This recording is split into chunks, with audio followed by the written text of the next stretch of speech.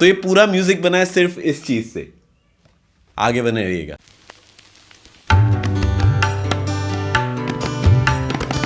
नमस्ते दोस्तों, कैसे हैं आप लोग। मेरा नाम है शुभराज ड्रीम आर्ट रिकॉर्ड से, और आज आप देख रहे हैं मेरा वीडियो जहां पे मैं रिव्यू कर रहा हूं आर्टुरिया का माइक्रो फ्रीक।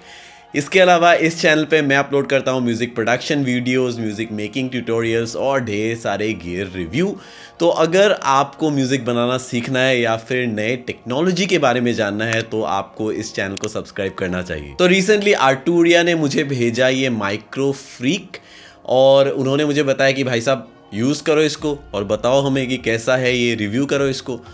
मैंने सोचा कि क्यों ना एक वीडियो बनाया जाए और उनके अलावा आपको ये बताया जाए कि एक्चुअली ये सिंथेसाइज़र मीडी कंट्रोलर कैसा है। तो सबसे पहले मैं आपको बताना चाहता हूँ कि ये एक सिर्फ मीडी कंट्रोलर नहीं है, ये एक हाइब्रिड सिंथेसाइज़र है। इसका मतलब है कि ये मीडी के अलावा एज अ सिंथेसाइज़र भी काम करता है। इसके अपने साउंड्स हैं। अनलाइक मीडी सिर्फ कंट्रोल नहीं करता है ये, बल्कि इसके अपने साउंड्स ये जेनरेट करता है, अपने साउंड्स ये बना सकता है अपने एंड से।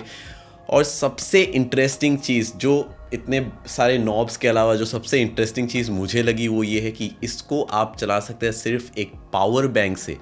जो आप अपने फ़ोन्स को चार्ज करने के लिए इस्तेमाल करते हैं, उसी पावर बैंक का इस्तेमाल करते हुए आप इस बंदे को चला सकते हैं। तो चलिए थोड़ा सा इसको डिटेल में समझते हैं और देखते हैं कि ये सारे जो नॉब्स है, इतने सारे जो कलरफुल नॉब्स, इतने सारे स्क्रीन बना रखे हैं, ये एक्चुअल में करते क्या है। तो बहुत सारे फीचर्स भरे हुए हैं इसमें, जैसे आप देख सकते हैं, लेकिन मैं सारे डिटेल में आपको एक्सप्लेन नहीं करूँगा। मैं आपको एक ओवरऑल ओवरव्यू बताऊँगा, क्योंकि अगर मैं डिटेल में हर चीज़ को एक्सप्लेन करने गया शायद ये बहुत ज़्यादा लंबा वीडियो बन सकता है।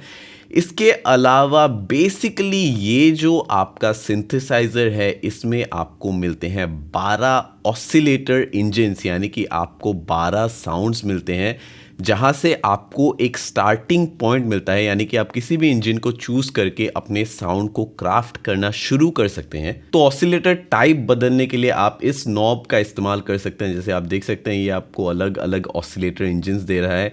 यहाँ पे आपको 12 ऑसिलेटर इंजन्स देखने को मिलते हैं, जो अलग अलग ऑसिलेटर इंजन्स है बेसिकली। तो एक बार जब आप एक ऑसिलेटर इंजन चूज़ कर लेते हैं, इसके बाद आपको ये 3 ऑप्शंस मिलते हैं, ये 3 नॉब्स मिलते हैं, जो बेसिकली आपको 3 और एक्स्ट्रा पैरामीटर्स छेड़ने के लिए मदद करती है, जो बेसिकली और थोड़ा डिटेल में जाके आप चीज़ें छेड़ सकते हैं depending on the type, depending on the oscillator type. ये जो नॉब्स हैं ये चेंज होती हैं। एग्जाम्पल के तौर पे अगर मैंने यहाँ पे वेव टेबल अभी ऑसिलेटर इंजन चूज़ किया, इसके बाद मैं यहाँ पे जाके पहले नॉब से अपने टेबल के वैल्यू को चेंज कर सकता हूँ, दूसरे से मैं जाके अपने पोजीशन को चेंज कर सकता हूँ, और तीसरे से मैं जाके कोरस इफेक्ट ऐड कर सकता हूँ। और ये तीनों ऑप्शंस चेंज होती है depending on the oscillator type जो आप इस्तेमाल कर रहे हैं, जो आप ऑसिलेटर इंजन इस्तेमाल कर रहे हैं, उसके अनुसार ये चीज़ें चेंज होती हैं। मैं अगर आपको ये पैच सुनाऊँ तो ये कुछ ऐसा साउंड करता है। और यहाँ पे जो ऑसिलेटर इंजन सिलेक्ट हो रखा है वो है आपका एक वेव टेबल का। मैं अगर जाके इनके वैल्यूज़ को चेंज करूँ,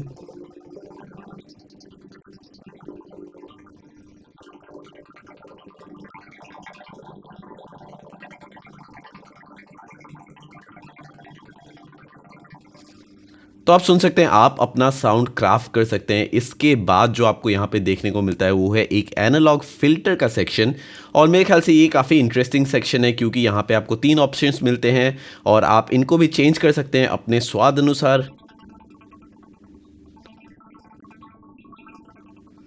आप कट ऑफ को चेंज कर सकते हैं, आप रेजोनेंस को भी चेंज कर सकते हैं।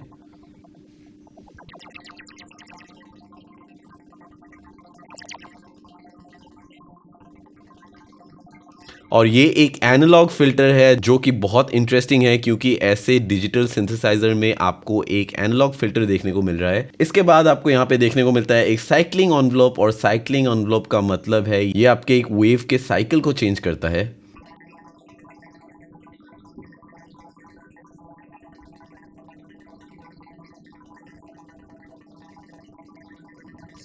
जैसे आप देख सकते हैं, अपने लेंथ को चेंज कर सकते हैं, शेप को चेंज कर सकते हैं, आप सस्टेन को चेंज कर सकते हैं, अलग अलग चीज़ें आप यहाँ पे साइक्लिंग एनवलप का इस्तेमाल कर सकते हैं। और इसके नीचे आपको देखने को मिलता है एक दूसरा एनवलप का जगह, जहाँ पे आप बेसिकली देखते हैं वही अटैक, डिके, सस्टेन और फिल्टर अमाउंट। तो बेसिकली ये आपको बता रहा है कि आपका जो VCA है, जो वोल्टेज कंट्रोल एम्पलीफायर है, वो किस तरीके से साउंड करेगा, किस तरीके से बिहेव करेगा। एग्जाम्पल के तौर पे अगर हम इसको छेड़े तो ये कुछ ऐसा साउंड करता है।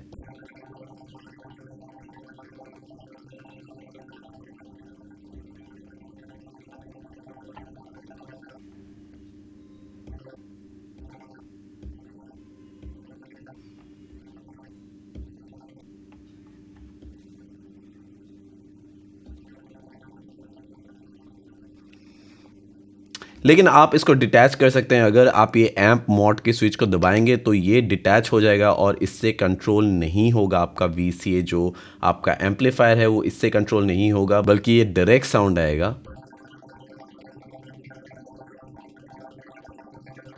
और इसके अलावा आपको यहाँ पे आर्पेजिएटर के ऑप्शंस भी मिलते हैं। किसी भी पैच में जाके आप आर्पेजिएटर चूज़ कर सकते हैं और उन नोट्स को आप आर्पेजिएट करा सकते हैं। अगर आप उनमें से हैं जिनको सिंथ्स के बारे में बिल्कुल नहीं पता, आप सिर्फ सीखना चाहते हैं, आप शुरुआत करना चाहते हैं, तो शायद आपके लिए यहाँ पे प्रीसेट्स आप चूज़ कर सकते हैं। और अगर हम प्रीसेट्स की बात करें तो यहाँ पे ढेर सारे प्रीसेट्स बने हैं, अलग अलग किस्म के प्रीसेट्स बने हैं। 256 55 शायद प्रीसेट्स हैं। आप उनमें से सिलेक्ट करके चूज़ कर सकते हैं शुरुआत के लिए, और वहाँ से आप ट्वीक कर सकते हैं, अपने साउंड को खुद डिज़ाइन कर सकते हैं, जो मेरे ख्याल से काफ़ी ज़्यादा इंटरेस्टिंग है।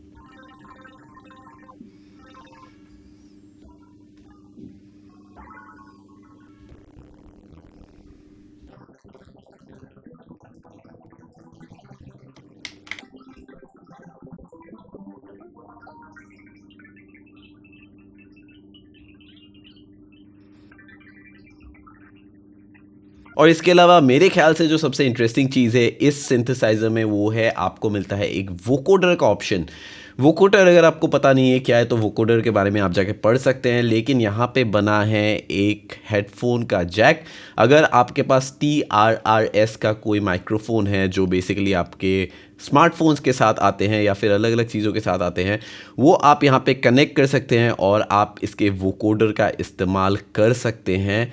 और इसके अलावा फाइनल जो चीज़ है इस पूरे सिंथेसाइज़र का, जो सबसे अट्रैक्टिव पार्ट है, वो है ये टच सेक्शन। ये रेगुलर कीज़ नहीं है, जैसे आप देख सकते हैं ये सर्किट्स है बेसिकली। और यहाँ पे आप ये टच सेंसिटिव है, इसका मतलब है कि ये एक्चुअल कीज़ नहीं है। यहाँ पे जब आप टच करते हैं तो साउंड आती है।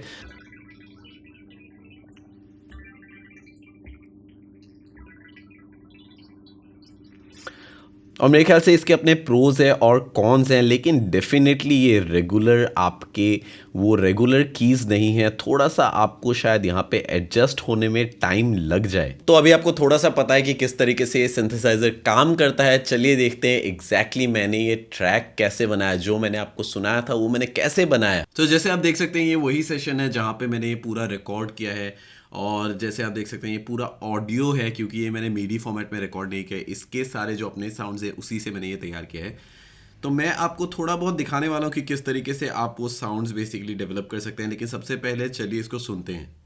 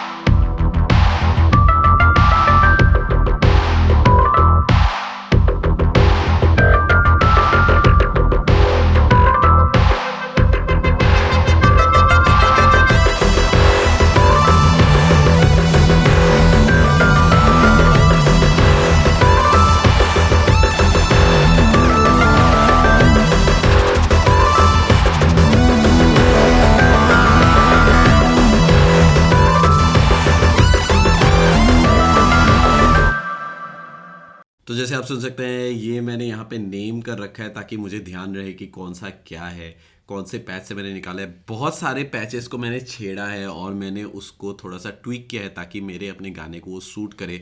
एग्जाम्पल के तौर पे अगर मैं आपको ये बेस के बारे में बताऊं तो ये हमारा ये जैसे आप देख सकते हैं पहला पैच जो है वो है बेस 39 का।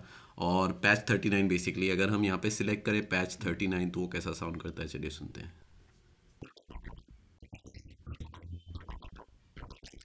तो आप सुन सकते हैं ये यहाँ पे ऐसा साउंड कर रहा है क्योंकि यहाँ पे आर्पेजिएटर मोड ऑन है। मैं इसको अगर ऑफ कर दूं तो ये कुछ ऐसा साउंड करता है। और मैं अगर नीचे ही ऑक्टेव पे करूं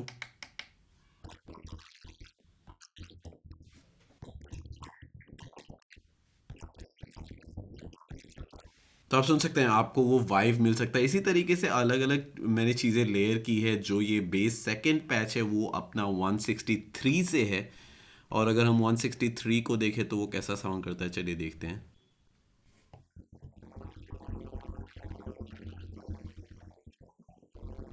तो आप सुन सकते हैं काफ़ी सिमिलर है लेकिन यहाँ पे अटैक बहुत ज़्यादा है। अटैक को स्लो कर रखा है। अगर इसको फास्ट करें डीके भी बहुत ज़्यादा है।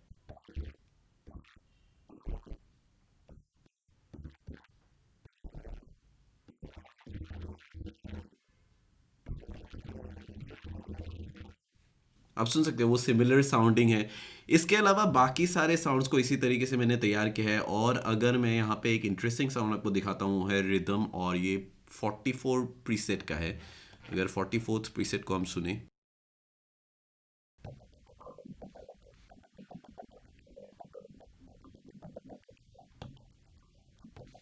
तो यहाँ पे अगर आपको याद है ये सेक्शन जो था हमारा,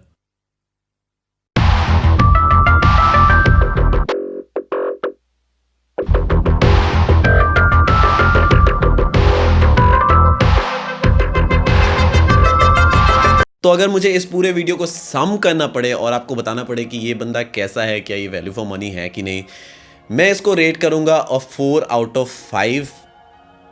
बहुत अच्छा सिंथ है, अमेजिंग साउंड्स है, इनसेन वैल्यू फॉर मनी है, बहुत अमेजिंग है। जो एक मुझे दिक्कत लगी, दिक्कत मैं नहीं कहूँगा लेकिन ये हैबिट की बात है कि मुझे इसका जो कीबोर्ड है इसमें ज़्यादा मज़ा नहीं आया फ्रैंकली। शायद इससे मैं कंफर्टेबल अभी नहीं हूँ क्योंकि मैंने इतना ज़्यादा इसको इस्तेमाल नहीं किया है। बट ओवर द टाइम शायद मैं इससे ज़्यादा कंफर्टेबल हो जाऊँ, लेकिन अभी के लिए क्वाइट अननेचुरल है। जिस तरीके से एक्चुअली एक पियानो होता है वैसा आपको फील नहीं आता है। बहुत सारे लोगों ने कहा है कि जो ये कीबोर्ड है उसमें आपको वो जो ट्रैवल टाइम है, जब आप एक की को दबाते हैं तो वो जो अंदर जाता है वो ट्रैवल टाइम आपको नहीं मिलता है इस तरीके के कीबोर्ड में। लेकिन मेरे ख्याल से वो प्रॉब्लम नहीं है। मुझे जो पर्सनली फील हुआ वो ये है कि मैं अपने फिंगर्स को रेस्ट नहीं कर पाता हूँ। जब भी आप एक पियानो प्ले करते हैं आप हमेशा हर नोट प्रेस नहीं कर रहे होते हैं, आप अपने फिंगर्स को रेस्ट कर रहे होते हैं और ज़रूरत जब होती है तब आप अपने कीज़ को दबाते हैं, जो इसके साथ मेरे ख्याल से नहीं हो सकता क्योंकि जब आप इस पर रेस्ट करेंगे तो ये सेंसिटिव है और वो नोट्स ऑटोमेटिक प्ले हो जाएंगे, जो मेरे ख्याल से आर्टूरिया को थोड़ा सा सोचना चाहिए इसके बारे में। इसके अलावा अगर मैं कहूँ कि ये वैल्यू फॉर मनी है कि नहीं, तो ये अमेजिंग प्रोडक्ट है। जिस तरीके की क्वालिटी ये प्रोवाइड कर रहा है, जिस तरीके का साउंड आपको प्रोवाइड कर रहा है, जो बिल्ट है इसका amazing, portability amazing, sound quality amazing. मैं इसे एक 4 दूंगा आउट ऑफ 5। तो ये था मेरा रिव्यू वीडियो आर्टूरिया माइक्रो फ्रीक के बारे में। अगर आपके पास सवाल है या फिर आप मुझसे बातें करना चाहते हैं नीचे कमेंट सेक्शन पे डालो भाई, क्योंकि अगले वीडियो में मैं पिकअप करूंगा 2 क्वेश्चंस और उनके जवाब दूंगा मैं। और उसके अलावा मैं कोशिश करूंगा कि मैं सारे कमेंट्स के रिप्लाई करूं। अगर आपको ये वीडियो पसंद आया तो मेरे चैनल को सब्सक्राइब करना मत भूलिएगा। मैं मिलता हूँ आपको अगले वीडियो में, तब तक के लिए टेक केयर, साइन आउट।